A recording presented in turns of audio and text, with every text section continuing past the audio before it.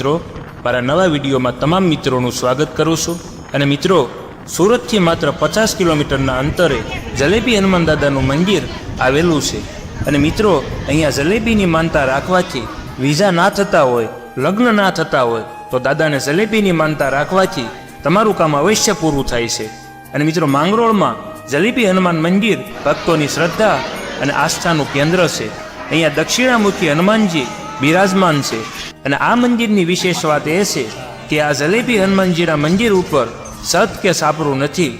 અને હનુમાન દાદા ફક્ત બીલી અને લીમડાના સાયડામાં જ બિરાજે છે.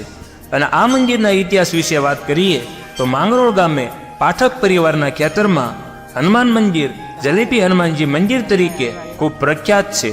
અને હનુમાન દાદાની મૂર્તિ અહીંયા સવ્યભૂ પ્રગટ થઈ હોવાનું ભક્તો જણાવી રહ્યા છે. અને હનુમાનજીના પરસા વિશે વાત કરીએ તો મંદિરના સંચાલકો અનેક વખત મંદિરની સદ બનાવવાની કોશિશ કરી હતી, પરંતુ હનુમાન દાદાનો એવો ચમત્કાર છે કે અહીંયા ગમે તેટલી વાર સદ બનાવો પણ રહેતી નથી. અને આ ચમત્કાર વિશે મંદિરના સંચાલક હિરણભાઈ પાઠકના જણાવ્યા અનુસાર આપણા જીવનમાં અનેક ગૂંચો આવતી હોય છે, અને જે ગૂંચ જલેબી સમાન હોય છે.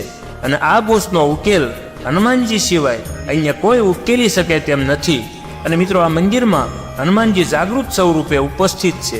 મંદિરે આવતા ભક્તો પોતાની સમસ્યા હલ કરવા હનુમાનજીને પ્રાર્થના કરે છે અને પ્રસાદી રૂપે